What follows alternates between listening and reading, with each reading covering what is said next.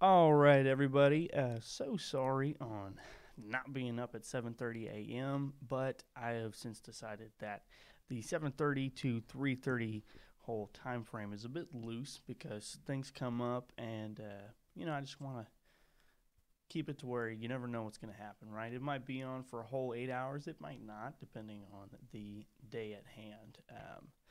But in any case, after my guest called me, embarrassingly enough, to wake me up so that we could actually get the show on the road, honestly, if he never called me, I don't think I would have woken up. He would have just been sitting in my parents' driveway for a while. My dad thought he was his contractor. So, I mean, imagine if my dad comes out and he's like, hey man, how's it going? And Cade starts talking to him. Cade comes in, starts asking him questions about the kitchen, and Cade being an improv guy, he's like, oh yeah, all right, here's what we're gonna do with the cabinets. My dad's like, okay. Real contractor shows up, Who are you? and then my dad's like, oh, this must be Alvin's guest. Sends him up, and then wakes me up, and I go up, and I'm like, oh hey, you're not Cade. And by the way, his name is Cade Salmons. Really cool guy. I've known him for probably about 3 or 4 years, I'd Something say. like that, yeah. And we work together. A lot of the people on here actually work with me, so he's dabbing. If you could see that, you would know that. But in any case, I'm going to give the mic to him, and he can kind of introduce himself and, I don't know, just start talking. Fine by me. Hi guys. Oh, that's my voice. Me and Alvin went over this earlier, where I sound different on air than I do in my head, and it's quite disgusting. But I'll go with it. My name is Cade Salmons. I live here in Danville. Work at PJ's with Alvin and Kurt. If you were here on Monday's episode, uh, just chill, do music and stuff. I'm a music nerd, play brass instruments and whatnot. So yeah, I just kind of go to college, do classes, play music, do pizza. That's what I do. Relax every now and then. So it's good to be with you here on this wonderful Valentine's Day, where we all have someone to love and cherish, except me. But it's all good. It's all good because I'm here on the Jazzy Jellyfish, and that's a place to be. So, Alvin?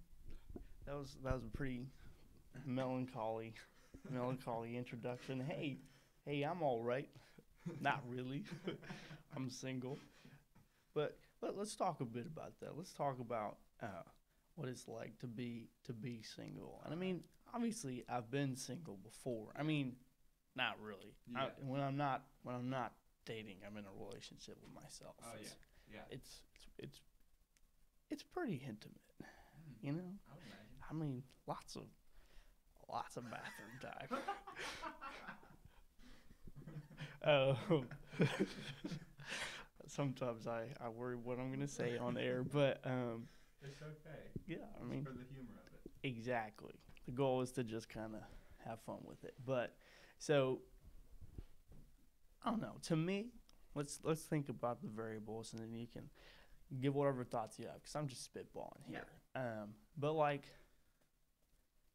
people always make such a big deal about being in a relationship, right? Because, and there's a lot of motivation for it. Yeah. You've got the people who are like, hey, I need to be in a relationship because it makes me feel like I'm special, or I need to be in a relationship so other people think I'm special. I think that's pretty much mainly the basic gist of it, is either I feel terrible, I'm pretty insecure about where I stand in life, Yeah. and then you've got, I'm pretty cool, right? But Yeah. nobody seems to notice. So I need this really hot guy or girl standing by my side to kind of, like, as a proximity thing. So Yeah. if you look at them and then you look at you and you're like, Hotness megaphone or something. right. So it's like, if if I have a hot girlfriend, which I do, by the way, if she's listening, but so it makes me feel better. I'm like, all right, I look pretty good. Yeah, I would say those are probably the two big variables. Some people like to find someone who has the same interests as them. For instance, I look for people who are interested in music, and because that's a big part of my life. I'm interested in music, Cade. Well, hello. And I found me a Valentine's. No.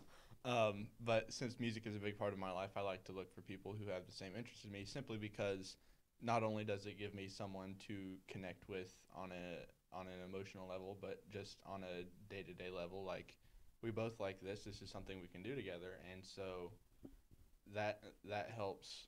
Besides having someone to be, in a relationship with, it's just good to have a friend. And so some people might look for that, but I agree that people either look for a relationship because they want to feel good about themselves, or they want other people to notice that they are a cool person. Which, if you're as cool as Alvin, then you don't need that, because you just got that swagger going on all around. I find it funny that you say swagger, but like if I had the camera on yesterday, I would have been shirtless, wearing like just shorts, and then at some point possibly wearing a robe. Oh yeah. I mean, my definition of swagger is to not have swagger at all. Well, yeah. Everyone has their own definition too. Right. I mean, you've got the people that wake up every morning and then they're like, I gotta go to work. And then they walk to their car, get in the car, and drive to work in the same clothes they wear. Pretty much everybody at Papa John's, I think. Yeah, that's good. I've slept in my uniform so many times. I haven't slept in it, but I don't really get it dirty, so I'll wash it every other week or something, and I'll just put it through the freshen up cycle every night. So, I mean, pretty much the same thing. Yeah, I get it. I get it pretty dirty, probably because I live at Papa John's, and I mean, that dustinator always seems to everywhere. You be sitting there and you're like, oh man, I'm all the way over here. I'm cheesing a pizza. Your shirt's clean, right? Yeah. You're sitting there, you're making a pizza, and then all of a sudden someone looks at you and is like, look down, Nathan, and then you look down and you're like, wait a second, I've got cocaine all over my shirt. I mean, it's not cocaine unless that's what you're into, but it's dust. But still, you're like, bro. I have quite literally had dustinator on the inside of my jacket on the other side of the room for no apparent reason. Like, the inside that faces my body that I put my arms through and stuff has had dustinator in it, when it's clear over in the corner by the bathroom. Like, how does this stuff get over here? It has a mind of its own. Yeah. It's weird. Hey, better ingredients, better pizza. Our destinator has a mind of its own. That's gonna be the new slogan, patent pending. Honestly, this show is all about just finding new random things that I'm gonna invent and be famous for. Like yesterday's episode, we talked about inventing the religion of apple cinnamon. Right? It's a religion.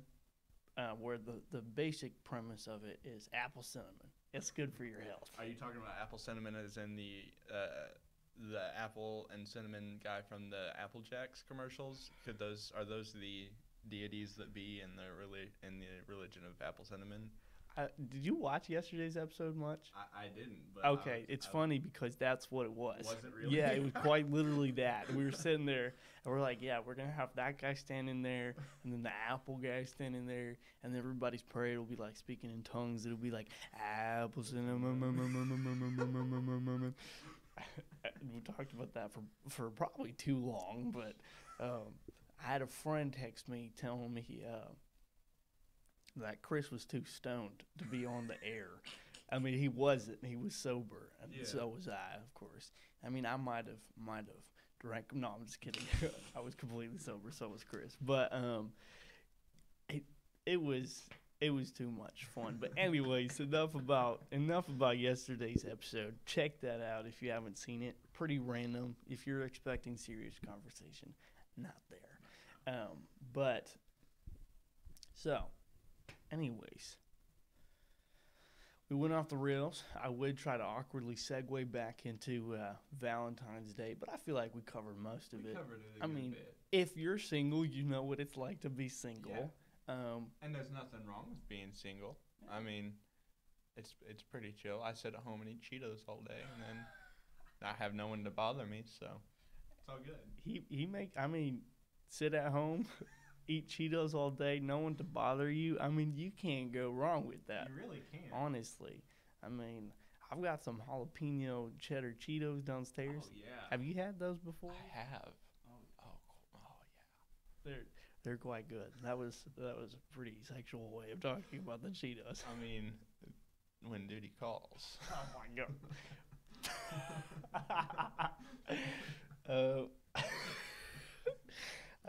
I think things are 10 times funnier when I'm on air because I sit there and I'm like, hey, this is pretty funny. And then this little part of me kind of reminds me, hey, dude, you're on air. Everybody can hear you. And I'm like, oh, and I just start laughing about it. But I mean, if your followers don't find these jokes funny, then I'm sure there's another random YouTube place out there they can go to. But this is the best place for quality comedy. So, yeah. I mean, quite literally, because anything goes. And I mean, it's just the environment. I mean, look at this logo. You kind of look at it and you're like, ah. I mean, it looks like I just thought about this just now. And I'm okay with this. Yeah. You know, I embrace the fact that this logo and this font type looks like the thing you would have if it just said, ready for it, fart. You are not wrong at all. That's if fart could be a font, I believe it would be this. Like there's Times New Roman, and then I don't know, wingdings, and then fart, and this is fart. Is there actually? Did you just make up wingdings? No, wingdings is a thing. I'm pretty sure it's like characters and symbols or something. That's cool. See, I was thinking wingdings would be like chicken. I thought we were just hungry. I just came up with something random.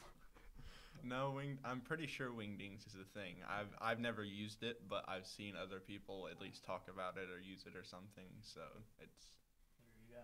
whatever it is. Apparently, wingdings is now a font. You know, things keep changing on me.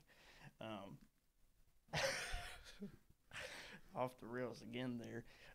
So, one of the reasons I brought you here today, besides just being cool, and you know, this show is definitely about. He's dabbling again. I like that. This show is definitely about really just kind of showing that everybody has value. That even the people who don't seem like they're gonna be famous, or the people who aren't famous, people are just normal people. Effectively, those people have value. Those people are pretty interesting. That's why I brought Kate on today, and everybody else that'll be on the show as well, except Jim Carrey. I bring Jim Carrey on because I'm obsessed with him. Well, yeah. Who isn't? Yeah, right. My girlfriend. Man. But it seems like he's a consistent theme, though. He's more of a guy's That's comedian, true. I That's true. guess. Yeah. I don't want to make a sweeping statement because some people might get offended at that. But in general, yeah, I would agree with that. Yeah. He's a very guy humor. Yeah, right. Like if you've ever seen what was I saw him in the other night, Evan Almighty, Bruce Almighty, one of them. I have not seen. Have you not really? I didn't even It's know. hilarious. Yeah. Definitely guy humor though. Oh, yeah. I need to see that one, Man on the Moon, and Yeah. gosh, what's the other one? The Mask. I haven't seen that one. Have you not seen The Mask? The Mask is literally a cinematic masterpiece. Like you could quote The Mask all day if you watch it. Filled with quotable things. That's what I've heard. I've heard that I'm not. I think The Truman Show is listed in his top 3 movies, like breakout films, basically. And The Mask is listed, and I'm not sure what the other one is. It might be Man on the Moon because he got some awards for that one. And the documentary on that is fantastic. Really? By the way, I would watch it. It opened my eyes to a lot of things, and probably is part of the motivation behind me starting this show. Anyways, again, keep doing that. Keep derailing. But I mean, again, that's what the show is about: is derailing and just cruising along with the train as it bullets towards the cliff. You don't know where this train's gonna go, but it's gonna end up over the edge. Yeah, hopefully the train falls through a black hole or like portal, and you end up in a place where there's like, fish people, and they sit there. All right, okay. I tried to do a fish impersonation there, but it didn't work. There we go. There we go. If I heard these sounds and I were trying to figure out what animal it would be, I would definitely go with fish first. So there's that. That is true. That is true. I don't think any other animal would make that go. You're right. You're right. So it works. But any case, so you've got this big thing coming up. It's Blue Coats, right? Or is it Blue Stars? I'm part of the Blue Stars. Taylor is part of the Blue Coats. But yes, it's Okay. the same idea. Okay. And so Okay. So tell us a little bit about that. Talk about your expectations for that. Any similar experiences, how different you think it'll be, how similar, and just kind of talk and tell us what you hope you're going to be like a couple months from now, other than super ridiculously ripped with like a major six pack. Well, for those of you who don't know what the Blue Stars are or Drum Corps International, it is, in the simplest terms, the major leagues of marching music and the marching arts. So, marching band on steroids is what we call it in the industry, and basically it is a summer program that lasts from around the end of May, depending on what group you're part of, to August 12th, 13th, about midway through August. So about three months worth of doing band. And what you do is you go and audition in the winter, starting around November is when camps usually start, and you go find a corps that you like, and you go audition for them. You either get contracted that camp, or they'll call you back and say, look, we like what you see, but we feel like you need to improve on some things before we say that you're ready to march with us. So if you're not contracted immediately, which means that they think that you definitely have what it takes to be a part of them right then and there, then they'll call you back and you'll come back in either December or January, depending on, once again, what corps, and you'll do another audition. And then based on that, they'll say, okay, we don't feel like you're ready to be with us, or they'll say, yes, we see the improvement that you made, and we want you to be a part of us. So if you are contracted, you begin to learn show music, which, I mean, if you've ever seen a marching band, they all have a show that they do at halftime. We don't do halftime shows because during the summer there's no football games, obviously, but also because it's not a thing we do. We create shows that are specifically just for drum corps. There's no putting this on at halftime. It's a show that people pay a lot of money to come see, like $80, $90 a ticket, depending on where you sit in the stadium and what show it is. But so you start learning show music, and then throughout the winter season, which lasts up to move-ins in spring, then you continue to learn show music, and you go to camps every month or every other month, once again, depending on where you are. And then once May rolls around, you move in to usually some university or high school. Once again, a lot of what I say is going to depend on where you march, what corps you're part of. But you move in somewhere. So, for instance, last year, my first year in drum corps, I was with the Music City Drum and Bugle Corps in Nashville, Tennessee. And we moved into Smyrna High School, which is in a town right outside of Nashville. And we lived there for 3 weeks. And when I say lived there, I mean lived there. We slept on air mattresses in classrooms, and we didn't go anywhere. You wake up and you practice, and then they feed you and you practice more, and they feed you and you practice more. And then you go in and shower off and relax a little bit, go to sleep, wake up, do the same thing over again the next day for 3 weeks straight. Oh, wow. And then I think it was like every 2 weeks, or every 2 weeks is when they approximately is when they give you a laundry day, because you're living out of a suitcase, so you have to do laundry eventually. So there's one point during spring training where we had a day off, and we went into town, did laundry, and then came back. Next day, went back to practicing. And so you'll do that, and during that 3 weeks, I learned the show that they had come up with the idea for, all the marching choreography, music, and stuff. And once you get the show on, then you go on tour. And tour is where you pack up everything that you have in a suitcase, and then you throw it under a big tour bus, like a Greyhound bus or something, and you leave and you go somewhere. The first place we went was Austin Peay University in Clarksville, Tennessee, and then you get off at anywhere between 1 and 3 in the morning, wherever you stop. Get your stuff out from under the bus, go in and blow up your mattress and go to sleep. Then you wake up, and guess what? You go practice. So yeah, so that's what drum corps is. You pay thousands and thousands and thousands of dollars to go beat your body senseless over the course of about 3 months, and you just wake up and practice every day, given a few days where staff will be like, all right, they need a break, and they'll give you a free day. So you'll go into whatever town you're at and usually go to a mall, and you just have the day off to be a normal person.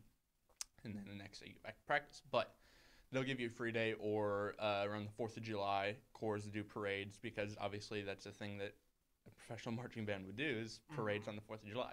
So whatever town you're in, they'll usually make arrangements to be part of the parade way beforehand, but you'll learn some version of an American song, Stars and Stripes, This Grand Old Flag, whatever, and any song, whatever song it is that your particular corps does, and you'll march that on the 4th of July, and then usually you'll have that evening off or something. But yeah, it's a summer filled with very, very, very, very, very hard band. And so last year, in DCI, there are two main classes, world class and open class. And what that is world class is a higher level of performance. So if you were to imagine DCI as like the NFL, it's the NFL marching band. So if you were to imagine DCI as the NFL, world class would be like your big football teams, like the Patriots and Green Bay Packers and the Bengal Tigers, the Cincinnati Tigers, and all those big football teams. And so that's your world class. And then open class is not, I don't want to say less talented by any means, but it just has newer musicians. So for instance, world class typically attracts college music majors, which are very good at what they do because they're quite literally going to school to learn how to play music. And so obviously world class is going to be better at the shows they perform. They perform more high tier, more demanding shows, more demanding music.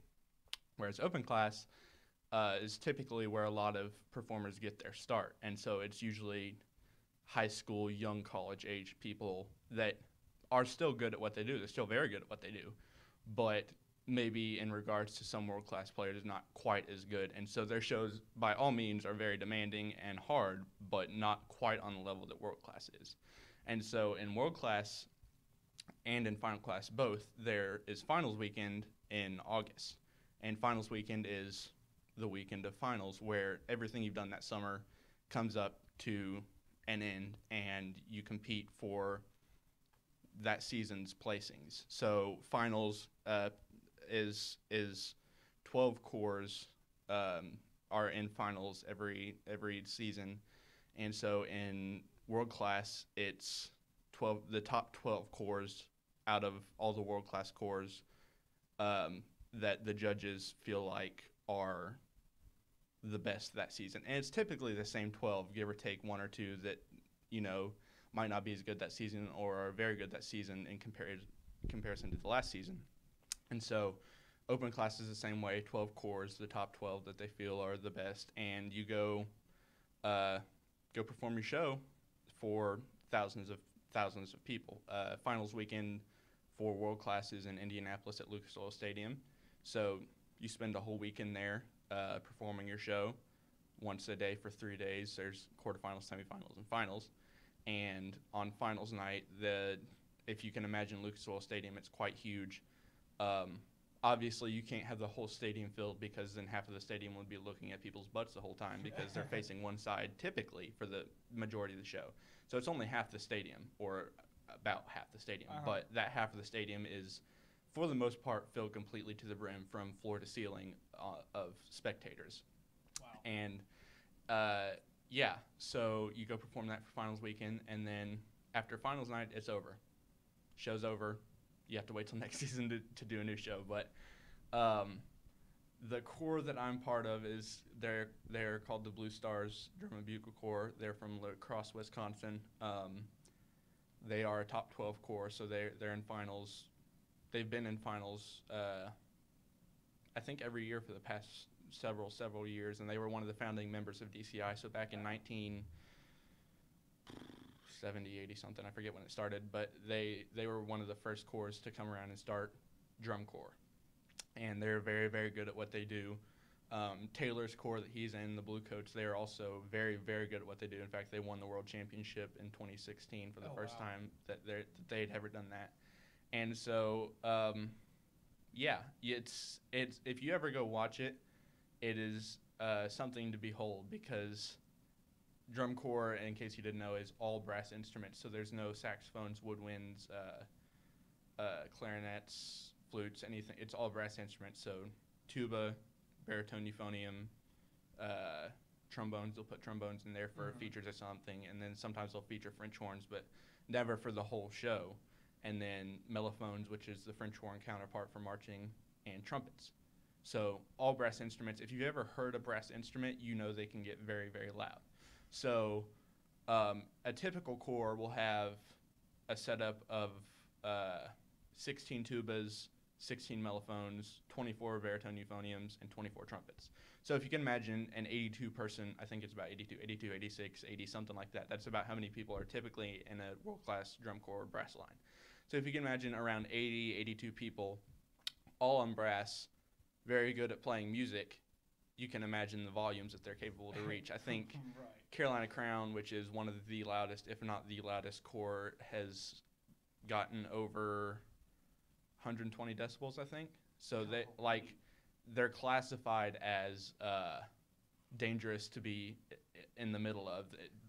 They do this thing called the circle. A lot of corps do the circle, but it's where during warm-ups for a show, they are in a circle, warming up, of course, and they'll tell the people watching, because obviously you want to come watch them warm up or whatever, to sit in the middle of the circle, so you can, of course, have all of the power of Carolina Crown coming into you. And it is, if you just go look it up on YouTube, cameras don't do justice, obviously, but you can tell that it's like a face-melting sound, because it is ridiculously loud. And all the drum and bugle corps, especially top 12, are able to reach very, very loud volumes. So that's what I do. I get to go play really loud for a summer, and it's really fun. It's not a lot of people. I'll tell if they ever ask about what drum corps is, I'll tell them the best I can. But a lot of people have trouble grasping the concept of, so you pay $4,000 to go do this every summer. Whereas when I say the NFL, a marching band, a professional marching band, they're like, oh, so you get paid. No, you don't get paid at all. In fact, you have to go pay thousands of dollars to be a part of it. And so like, okay, so do you sleep in hotels or what? Because if you think of the NFL, they go for a game, they'll stay in a hotel, right. And then no, we get to stay on high school gym floors or in college university dorms sometimes. Usually it's on a gym floor. That's why you have an air mattress or a cot. You blow it up, go to sleep, wake up, practice. But a lot of people have the trouble of grasping the concept of, why would you pay so much money to go do that? And the reason is it's just fun to do. Like, on tour, you might not think it's the best thing, because a lot of times you're like, oh, I wish I could be out of block right now and just relaxing and taking a nap or in town or something. But eating Cheetos. Yeah, eating Cheetos. But in retrospect, hindsight's 2020. As soon as tour was over last year, I was like, the first day that I had off after tour, I was like, man, I want to go practice. And I'm like, I can't do that now until November at the earliest.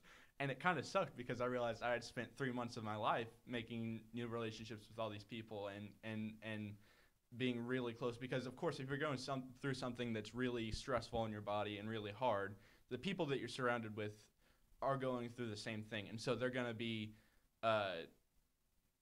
they're going to start making relationships with the people around them, because, stressful things, a good way to release tension is to make friends. And since those friends are experiencing the same thing,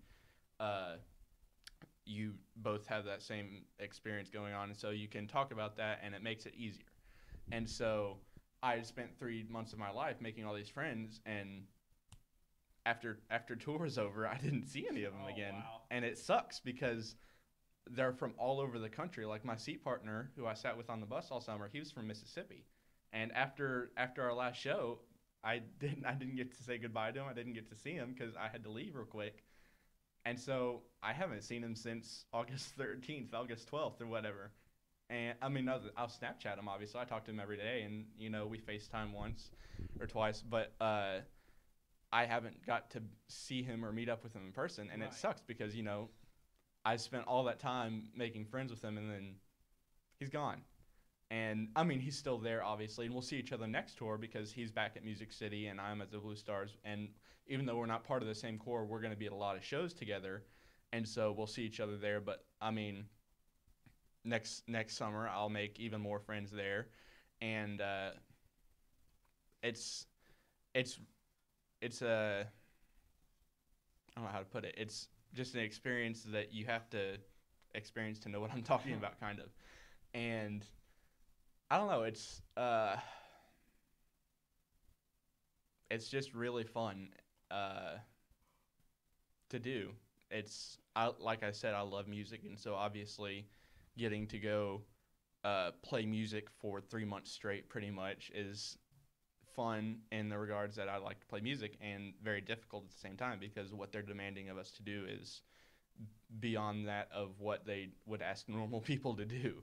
And so, I mean, the brass caption head at Blue Stars, he says people don't pay lots of money to see you do normal human things. They pay to come see you do unnatural things, and that's why we ask you to play so loud and ask you to march so hard, I guess, to march such hard drill, because people don't want to pay, 80, 70, 90, whatever dollars a ticket to sit in the blast zone of the stadium and watch you do, tiny steps and something that a high school band could do, when they could pay that and have their face blasted off and watch you run while doing it.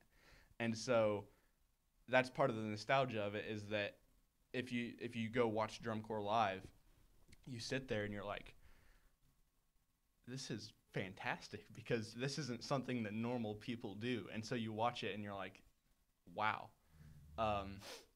The first drum corps show I ever experienced was in Lexington in 2014, and it was the Blue Stars was the first show that I saw, and at the time they weren't as good as they are now, but they were still top 12 and they were still very good. And a lot of what most drum corps do is what we call the hit, which is the first big loud moment of the show. Mm-hmm. And so they'll play something maybe usually pretty quiet at the beginning. It's a nice build up, and then at some point within the first couple minutes of the show, there's this point where they play a really big musical moment, and it's quite loud. And so I was sitting there, and they turned around and they played their big hit, and I was like, wow, I want to be a part of that. Mm-hmm. Not specifically with the Blue Stars at the time. When I first learned about drum corps back like freshman year, I knew that I wanted to be a part of the Blue Coats, which is where Taylor is. And so that's what I started to work towards, is learning how to play brass instruments so that one day I could be a part of the Blue Coats. And so I started out in Music City because I had a really close friend. You remember Brandon? Yeah. Yeah, he went to Music City, and he was like, this is a great place to get your start for your drum corps experience, and after that you can go somewhere else and get more experience, and then you can go wherever you want. You have to audition, and there's no guarantee that you'll get into where you want, but you can try and go wherever you want, and Music City is a good place to start. And it was. So after he did 2 years there, he went to the Blue Stars, and he liked it there. And so he's like, you should come march with me. This is his age out year, because you can only do drum corps until you're 21. Mm-hmm. And after that, you're not allowed back in to world class. There are corps that are all age corps, and they'll have people that are 50 or 60 years old doing it. But it's a different circuit. So after 21, you can't do world and open class drum corps anymore. Mm-hmm. So he's like, you should come march with me for my age out year. I was like, okay, I'll go try it. So I went to the Blue Stars camp, and within the first day of being there, I was like, this is where I want to be for the rest of my drum corps career. I want to age out here. Even though I had always said I want to be part of the Blue Coats, which I did, and I still would in a heartbeat be a part of the Blue Coats. But after experiencing the first like day of Blue Stars, the atmosphere there was so great, and the staff was great. Everything about it was voice crack, my bad. Everything about it was just so welcoming. All the veterans there that had been a part of it for years previous were really nice people, and it was just a great place to be. And so I was like, yeah, this is where I want to spend the rest of my drum corps career. So I think I've pretty much covered most of what drum corps is. It's another experience is pretty much all you're allowed to say unless you go watch it, and then you know what I'm talking about. So Okay, so you covered quite a bit about that, but of course that is the goal here. yeah. You were about to hit the keyboard, weren't you? No, I was trying to move it, but I mean, there we go. I was like, he's about to do it. Anyways, so you covered all that, and I knew a little bit about it, but not as much as you covered today. Yeah. And so my question is, before I get to my question about what, and I guess you also covered basically what your expectations are going to be, to some extent.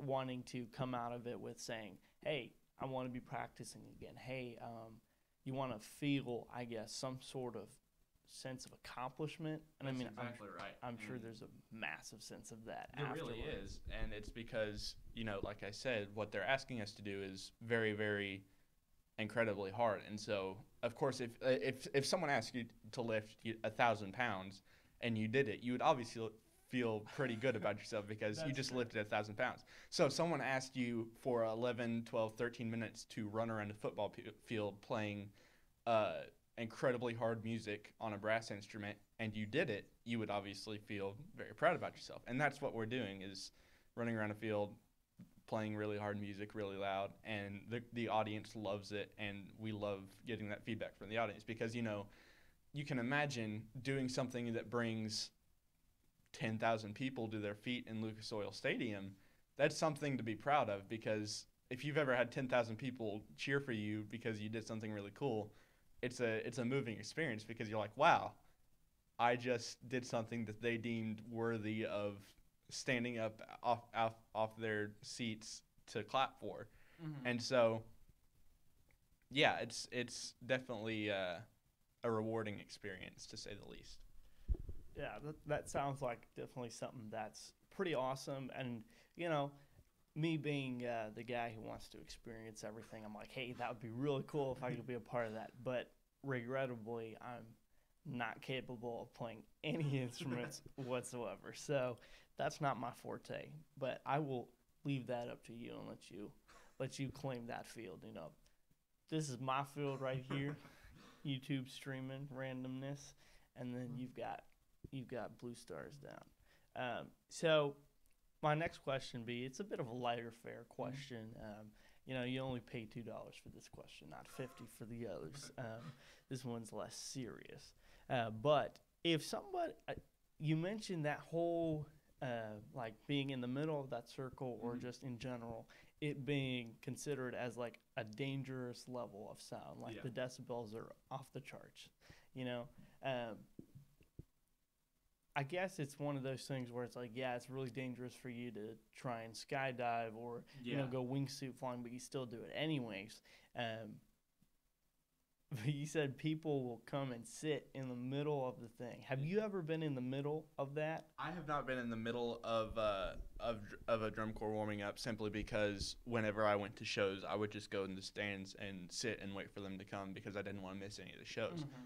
But I have been part of the circle for the corps that I was part of last year in Music City. Granted, we can't reach 130 decibels or whatever, simply because we're open class. We have a lot of newer musicians. You can be loud. We were loud, but not as loud as they were. And so one of the really cool experiences over the summer last year is we were at Hopkinsville High School down in Hopkinsville, Kentucky. Mm-hmm. And we were housed there for a day, And so we went to their stadium that night. We had practiced at their school, and we had painted the field and practiced there all day. And then we went to their stadium that night. It's a really big stadium. And we were going to do our ensemble rehearsal there, which is like the full core, color guard, pit, drumline, everything, practicing the whole show, not just individual sections. Mm-hmm. And so we were warming up to, start playing for the evening. And we made the circle.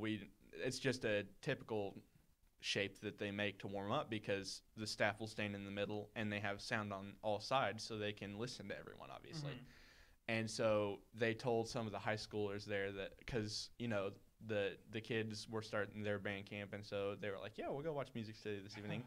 And they got to sit in the middle of the circle, and there was the one smaller kid.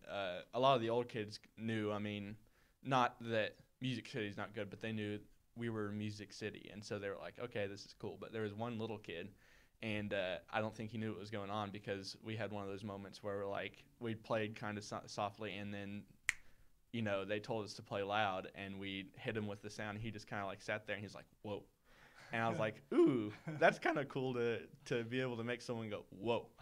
And when I say dangerous levels of sound, obviously you can stand 130 decibels for, a minute or so, but it's not something that's going to ruin your damage by being a part of it one time. But if you,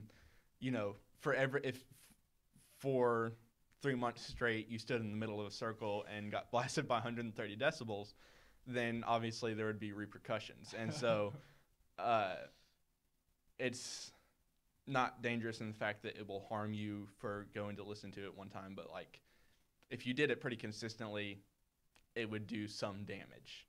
Right. that would come back to haunt you maybe, but totally worth it. Yeah, it sounds like it's worth it. I've not been to one of these shows, but I plan on going to Taylor's and probably yours. There's one this season in Alexandria, Kentucky that Carolina Crown will be at, which is the real loud one I was talking about. They'll be there. I think Blue Coat's going to be there too, so Taylor will be there. Music City's going to be there. They were promoted to world class this past year, so they'll be there. We're not going to be there, unfortunately, but our closest show to here, being Danville, Kentucky, is obviously finals weekend up in Lucas Oil Stadium. And then around the beginning of tour, we have a show in Evansville, Indiana, which is, I think it's closer than Indianapolis, maybe. I'm not exactly, I don't remember, but it's about 3 or 4 hours away from here. Mm-hmm. So that's probably the closest we'll be to here, unless for some odd reason we're traveling and we stop here in Kentucky somewhere, which we very well might. I don't know. Right. But as far as shows go, that's our closest. Those are our closest ones. Taylor will be in Alexandria this summer. So yeah, if you or anyone listening gets the chance to come to any show, definitely do it, because even if you don't know what's going on, I assure you that you'll love it, because it's just cool to see all these people do extraordinary things via music. Mm-hmm. Yeah, I'm a huge fan of music. Obviously, I have a synth keyboard that I don't fully know how to use yet.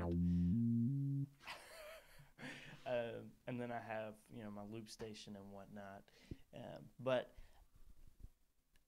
in terms of music and your goals and motivations, what would you say, it's a two-part question, I guess. Firstly, why did you start, perhaps? What are your motivations? Why are you wanting to pursue this and really go after it and get better? And then secondly, where are you wanting to go?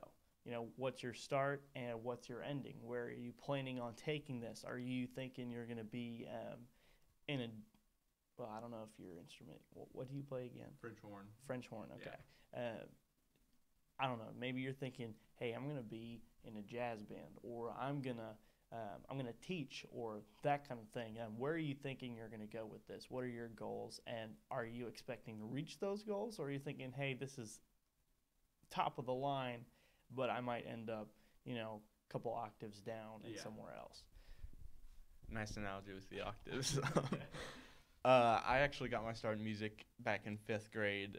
Boyle County has their band program or whatever, and one of my friends at the time was like, "Hey, you should come learn how to play saxophone with me," because in 5th grade, that's where they start, just teaching kids how to play instruments. Mm-hmm. And so I was like, "Okay, why not?" And so I started on saxophone. I was like, "This is pretty fun." And up until, you know, junior year, I think I was a part of band and I loved it, but I never really put it into consideration as a career option, simply because I was still figuring out what I wanted to do with my life. And so I was like, yeah, I'll be a part of band, but I didn't think I wanted to do anything with it. And then so I played saxophone up until like sophomore year, and I starting freshman year I started marching band and I marched saxophone. And then my friend Brandon got me introduced to drum corps. And so I was like, I want to be a part of that. And so obviously playing saxophone, you can't be part of it because they don't march saxophone. So I was like, I got to learn a brass instrument. So starting junior year, started playing mellophone, and um, I was still in marching band playing mellophone and stuff, and it was really fun. And I was like, yeah, I'm gonna go do drum corps, whatever. And so that's kind of where I started. And then about junior years when I realized, man, I'm not really the best at anything else in school as far as subjects go. Math is not my forte by any means. Science, no go. History, I guess I could do history, but it's not something I'm particularly, overrun with fondness for. Mm-hmm. And then English, big no. I'm not an English guy or linguistics by any means. So I was like, I like doing music a lot. I look forward to band class every day, and so I was like, yeah, I'm gonna do this. This is my career. And so there's actually we talked about this a couple of weeks ago at church. There's a verse in the Bible that says, "Whatever you do," voice crack. Whatever you do that. It's something along the lines of whatever you do that moves you to tears or extreme emotions like that, do that, because it's obviously something that you are meant to do if it moves you to such emotions. And drum corps is a very emotional, as well as being physically demanding. It's also very emotionally demanding for both the performers and the audience. And what I mean by that is obviously, people can tell when you're putting emotion into something. It's just one of those things where you can tell if someone is really putting their heart and soul into the music that they're playing. And so if you have 80 people doing that, then obviously that's going to move you to some excited emotion. And back in 2011, there's a really good corps called the Cadets. They have the second most championships of any corps behind the Blue Devils. They've won like 10 times since DCI started. And they had a show. It was 2011 was the last year that they won a championship. It was a show called Angels and Demons. And what they did is half of the corps, or half of the brass line and the color guard and the drum line. So half of the corps was in red uniforms. Their colors at the time, and their traditional colors are maroon and gold and white. And so half of their corps was in the maroon, red, all red, hats red, uniforms red, plumes red, and the other half was in white. And so obviously the whites were the angels, and the reds were the demons. And the whole show was, angels and demons fighting. And I had a lot of really cool music and stuff and hard drill. And at the end of the show, they had this huge company front, which is where the whole brass line gets in one big line, and they all march towards you at the same speed and whatnot. And it's a really cool thing to see. And they were placed, red, white, back and forth. And they would come and they would stop. And throughout the summer, they changed it every show. Either the angels would put their hands on the demon's shoulders and push them down on their knee, and put their hand up like the angels have won this battle, or the demons would do it to the angels. And it would depending on whatever show they were doing, they changed it every other show. That's how they ended the shows. They would, angels win, demons win, whatever. And there's a story on the internet I read somewhere. There was a show where they did that, and this dude came up to the director of the cadets. His name is George Hawkins, and he came up to him and he said, I'm by all means an atheist, but that show that you just did, there's definitely something to be said for religion, because I mean, the show that they performed had moved him to such a point where he was like, maybe God is a thing. And I'm not trying to, speak about religion on YouTube or whatever, but if you're able to move people to question their own beliefs via music, then I'd say that's something worth being a part of. And for me, it has been. I've been able to, my band director throughout high school, he was a very, very awesome guy. And, he had a philosophy of letting us know that he loved us like we were his own kids. And so music is obviously a very powerful thing, as I stated, being able to move people to question their own beliefs. And so if you're able to do that through something like music, then I want to be a part of that. That's something that I would like to be able to teach kids one day, the same thing that I've learned through music, and to be able to express themselves and to, elicit emotions from other people like I have. And so going forward, I would like to teach kids. I would like to be a teacher, music teacher, simply because my director had such an impact on me throughout high school, and drum corps has had such an impact on me, this past year, and obviously the next 3 years they'll be a part of it. Mm-hmm. So yeah, I would love to be a teacher, simply to be able to give the chance to kids to do the same things that I have. And that's what I'm going to be going to college for. I'm taking gen ed right now, but eventually I'll transfer to UK and start learning, how to teach kids how to play music. And that's my long-term goal. I'm pretty confident in being able to do that. I'm not bragging by any means on my musicianship. I always have something to work on. Everyone does, but I feel like I'm perfectly capable of doing that at some point in life. It might be a couple years down the road before I get to that point, but at some point I fully plan on being a music director, probably at some high school, just because that's where I got my start in music, and that's where people are affected the most, is when they're learning. Mm-hmm. And so, what better place to do what you love than when it teaches someone else a lesson. Right.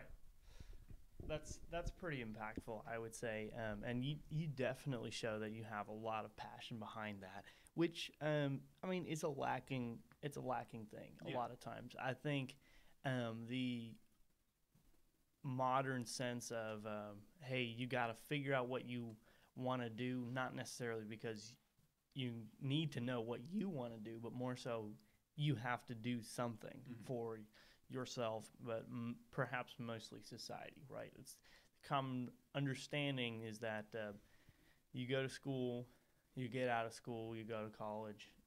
After college, you go start working somewhere, and that's basically how we're all structured to live our lives. But you have exhibited this characteristic of, hey, I want to do this, and this means a lot to me. And you can actually pursue that, and you want to pursue that, and that's something that we're missing in society. That's it's lacking. I mean, you see it everywhere where people are just going through the motions and that kind of thing, and so it's refreshing to see someone with that kind of passion. Because, admittedly, sometimes I forget to have passion, because it's like, I love this show and I love the idea of the show. And I love my job at Papa John's and that kind of thing. But where I am doing this show, and I've got the marketing for it, and then I've also got Papa John's going on, and I've got all these different things, I tend to get caught up in the motions. I'm forgetting to enjoy it almost. It's fun. I'm loving being here. This is a blast for me. I loved hearing you talk about that experience. I learned quite a bit about it. It makes me excited to go see one of the shows. And, sneak in a camera or something. Definitely, yeah, do that. So sneak that in, post it on my channel, get a lawsuit later. It's okay. It's honestly, if you record people warming up or even part of the show, if you record the whole show, Drum Corps International will probably just ask you to take it down off YouTube. But I mean, there is a way to find full length videos of pretty much every show out there through secret means on YouTube. But I mean, they're pretty strict with their licensing. But if you record us warming up, that's no big deal at all because there are videos all over YouTube, of course, warming up. Okay. And even if you posted like a short clip of it, they would probably be fine with that just because it's just a short clip. So whatever, if you record anything, I wouldn't worry about it too much. Okay, that's cool. Because, like, while being in a lawsuit sounds all fine and dandy, it's fun, right? Get to show up in court. I mean, it's an excuse to wear a suit. That's my thinking. You're right. I never get to wear suits. Yeah. But, might be something you want to avoid yeah, at the time being. I might want to avoid it for now. I'm not. Well, honestly, though, if I was more famous when it happened, I think it would be worse than if it happened now. Right. If it happened now, that it's like down the road, I'd be like, ha ha ha. Remember that time I got in a lawsuit with the International Drum Corps people? Yes, that happened. Quite good. That happened a long time ago. It was kind of posh, but it happened. It happened. I woke up one morning, going to have some tea and crumpets. I was just sitting there. It was like, these are some mighty fine tea and crumpets. And out of nowhere, I get a phone call. I see him like, I don't recognize his area code. He's 658 or something like that. I'm sitting there and I pick up the phone, and all of a sudden, hello, this is Drum Corps International. You're being sued. And then, there was a beep, and I was like, oh, they hung up. But actually, that was just kind of a prank, and there was a beep, and then there was like a little jingle at the end. It was just kind of, do-dee-dee-dee-ba-dee-ba, you're being sued. And I was like, okay, well, all right. Here we go. I'm being sued. All right, time to put on my big man suit.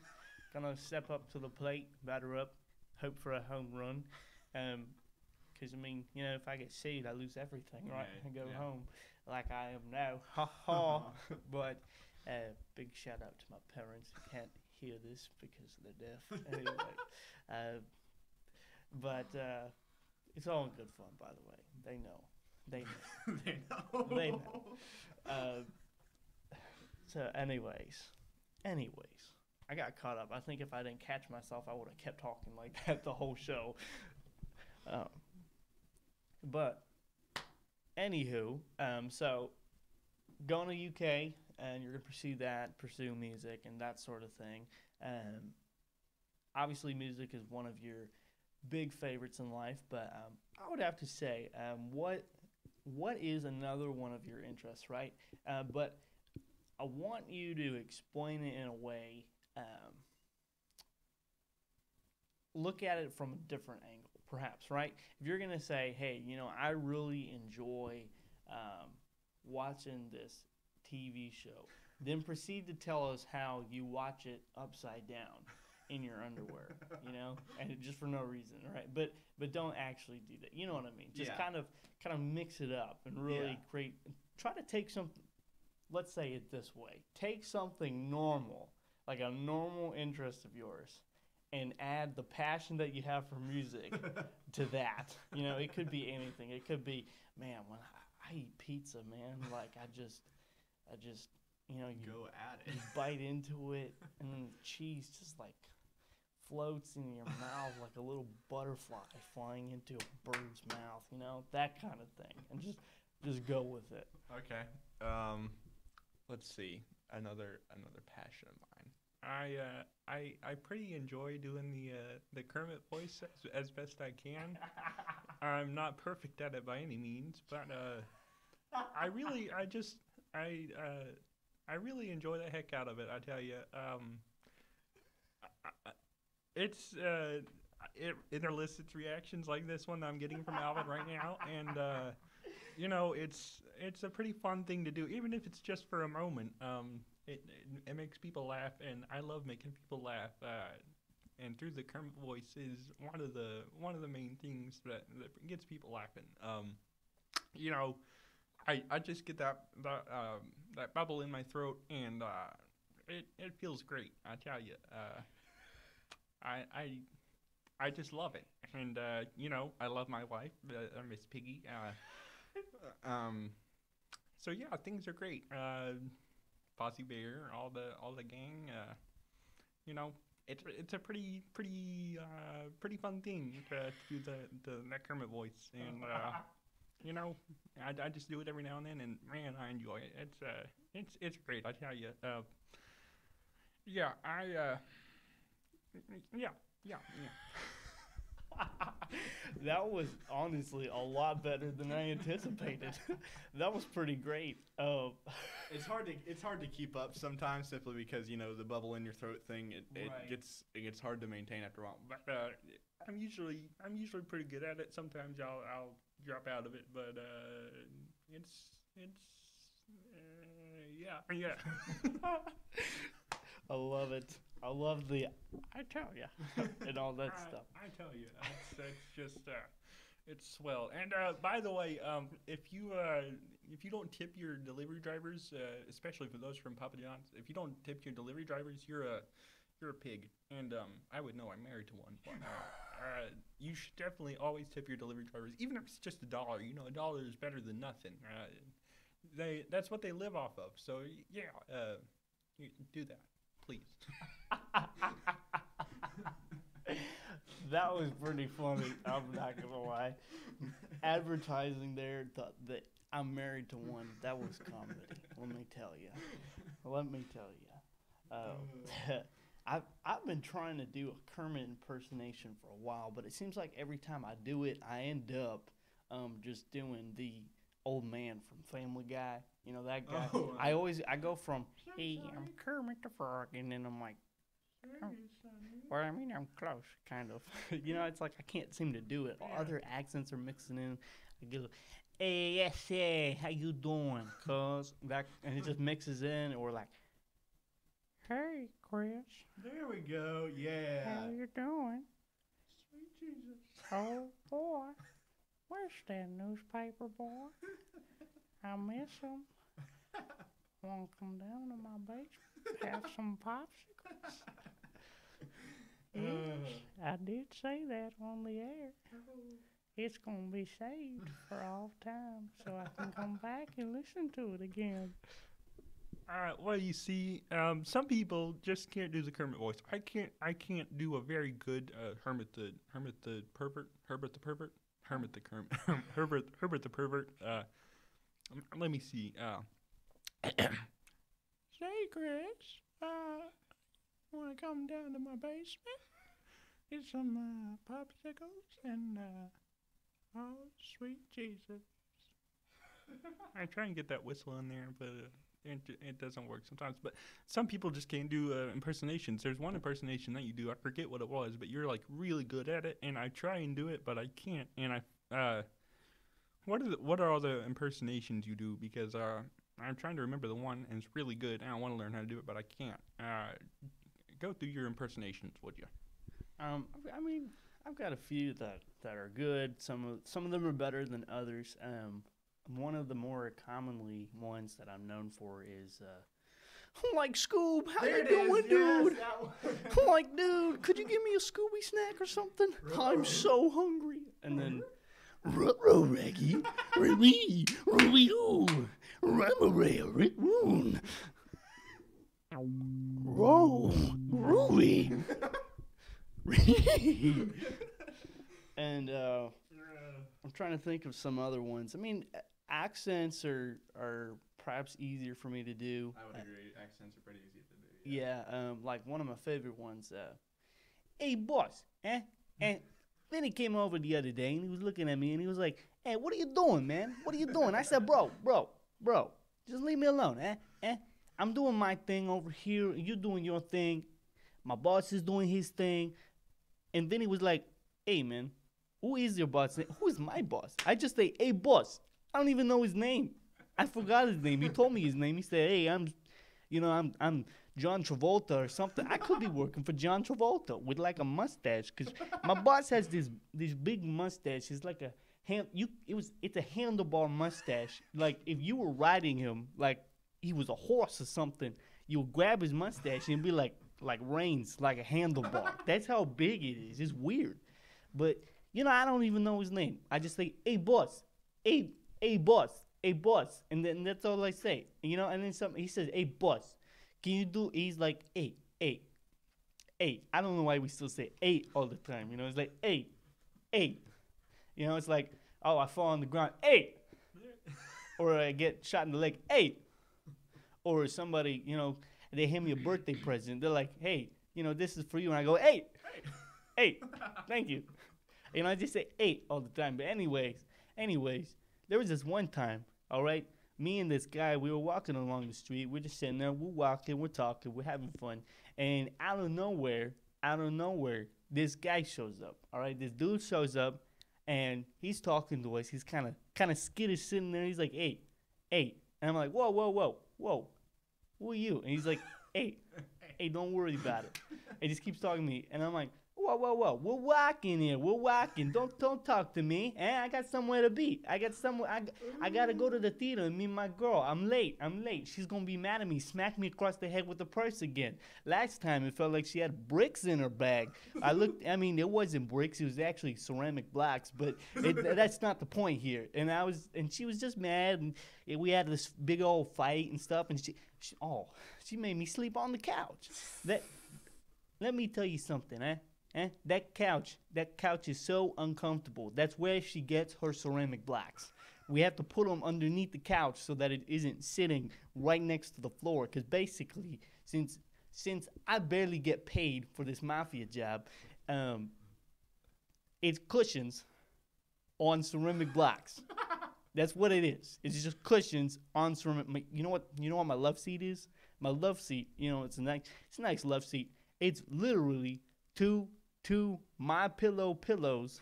All right, that commercial. He's like, "No, my pillow," or whatever it is he does. That thing. It's those on pogo sticks. It's really springy. You get a lot of there's a lot of bounce to it, but other than it's not comfortable. It's not comfortable. I don't like it, but that's what it is. I'm poor. All right, I don't. Being mafia does not pay. For all of you guys that are thinking, I could be mafia. I got the voice down. I just show up and say, hey, boss. And they're like, "Oh, you work for me? He's calling me boss. He must know my name." And then you keep talking to him, and then all of a sudden, you're dead in an alleyway, and somebody's shooting you because they're just mad at you. You're already dead, but they're still shooting you because it's just, that happens, But anyways, I digress. That's not the point here. That's not the point. I'll tell you, that was just fantastic. I'm moved by that. It really that one spoke to me. Yeah, that's wow. I'm speechless. Honestly, it's yeah. I don't even know what to say. Miss Piggy, do you have anything to say? Yeah, she doesn't have anything to say. I thought you were gonna try and do it. No, I can't. I can't do that one. It's just it's a whole different animal. Pun intended there. Sorry, I had a frog in my throat. Man. Good fun. Very good fun. Yeah, I love it. So, back to you. What time were you planning on heading out? I'll probably head out in about 5 minutes or so. 5 minutes or so. Cool. Give us a couple minutes, and then we can take that Instagram picture. I've got a cool one. You do? Yes. I don't think you've been following my. There's a Jazzy Jellyfish. Yeah. There is? Yeah. I didn't know about that. Yeah. I gotta follow this. Yeah.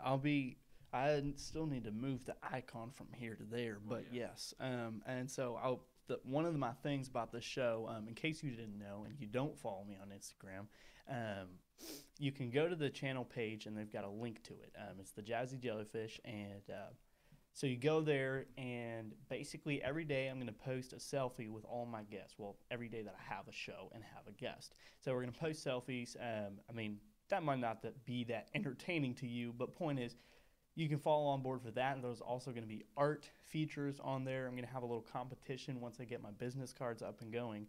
There'll be a competition on there. So keep an eye out for that, and I will let you know where you can find these business cards.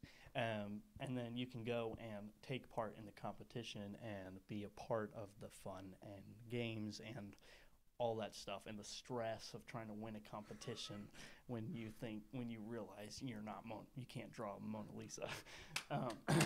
I mean, you could draw a Mona Lisa, but like a different Mona, but we're not going there. Anyways, so follow the account, be on board with that.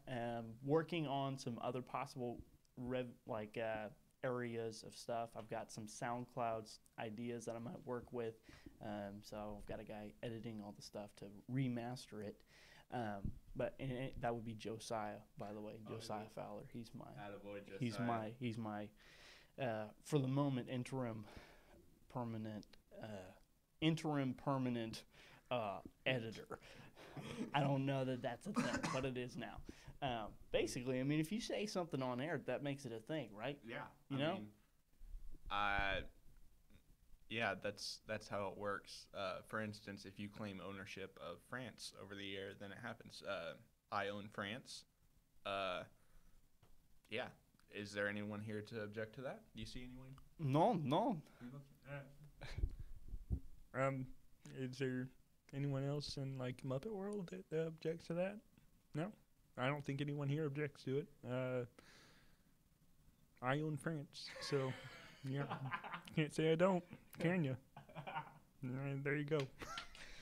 It reminds me, and of course, everything reminds me of Jim Carrey. You know, I could look at a rock and be like, Jim Carrey. It reminds me of that thing Jim Carrey said. I don't know if he said this on TV. I saw the meme I saw said that it was on a news thing, but I don't know if this is actually true. Mm-hmm. But Jim Carrey said, he's like, well, I have a beard now. I have a very nice beard. So I could say anything, and it would be true. But I'm not going to say what he said as an example because it's a little bit, I mean, there's some. Iffy. Yeah, it's iffy. It's not something I want to say over the air, but I feel. yeah. But in any case, not to censor myself, but more so to kind of cover. It's not censoring me. It's covering your ears. Yeah. You know, like I'm putting earmuffs on you so you don't have to hear it. You know, I could just mute it and then say it, so Cade knows what I'm saying. But then there's no fun in that because you know the listeners just have a little break of silence there and they're missing out on our joke, and then they feel left out, and then there's a whole feelings hurt, and so yeah, we'll just skip over that. Now, what I need to do is get it to where every time I say I'm about to say something that might be questionable, right?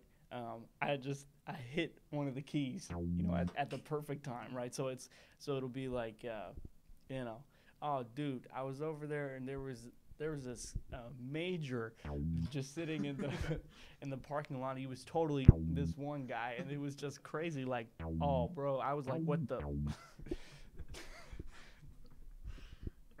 Well, you see, first off, that's just amazing, and I tell you what, that's pretty funny, and I would definitely be down to do some like that, and so if you start doing that right there, then definitely you should be into that, because that's hilarious, man.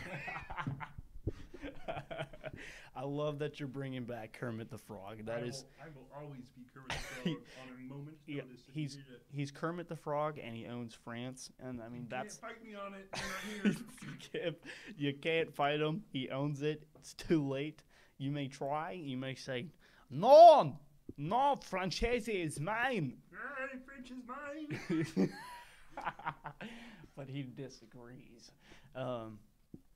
So, anywho, today's episode is regrettably going to be a little bit shorter, but Sorry, guys. yeah, it's all Cade's fault, actually. He didn't wake me up on time. Like, come on, bro.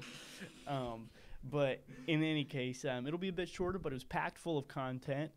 So tune in tomorrow for a probable longer episode. We're actually going to attempt to have a 7:30 to 3:30 episode with Josiah Fowler. He's going to be coming on, and tomorrow's episode, special thing about Thursdays is it's opposite day. So basically, my guest comes on the show, and then they run the show. So it's their show.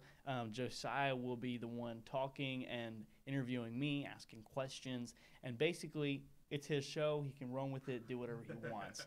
Can't change the name or make it like a porno or anything. Oh yeah. I mean, he could, but you know, we don't really need it to be like we're sitting there talking, then there's a bit of silence, and then there's, you know, we don't need that. So, anyways, if you got that, haha. But so, anyways. Tomorrow's episode, tune in for that. Be sure to, again, follow the Instagram account and keep on board with that. Subscribe to the YouTube channel as well so that you can know when I'm streaming and you can be on board with anything. Plus, I've also got various not live videos that I'm going to be posting. I don't know of a way that's more professional to say that. Probably but not. so I'll be posting music videos. I'll be doing all kinds of things. So keep on board with that. Follow along with that progress. And just have a fantastic day. Not gay, but have a fantastic day. We're not fantastic, whatever you want. yeah, have a fantastic whatever you want. And also, remember, as the title says, Kate is single. So Winky face. winky face, he's single. Do you want me to give him your number? Over If they want me, they can track me down. They know where I live. They know where Kermit lives. You can find him. It's easy. Just search Kermit the Frog location, and you'll find it somewhere. You know, Either that, or you'll find me on a log singing about rainbows. Anyways, I digress. Anyways, all right. So, thanks for tuning in, and I hope you have a fantastic day. And if you're my girlfriend, today's gonna be awesome because now I get to play in your Valentine's Day. All right. Okay, thanks. Bye. Adios.